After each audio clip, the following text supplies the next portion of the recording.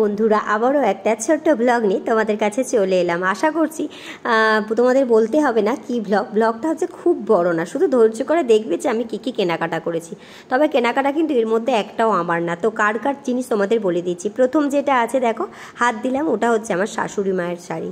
তারপরেরটা দ্বিতীয়টা হচ্ছে আমার বড় ননদ, মানে দুটো ননদের জন্য নিয়েছি। এখন যে ট্রেন্ডি শাড়িগুলো উঠছে না, একদম ফ্যান্সি জামদানি, সেইগুলো নিয়েছি। আর নেক্সট এইটা যেটা হাত দিচ্ছি, এটা হচ্ছে আমাদের যে দিদি থাকে, দিদি মানে সবসময় আমাকে সাহায্য করে, সেই দিদির শাড়ি নিয়েছি।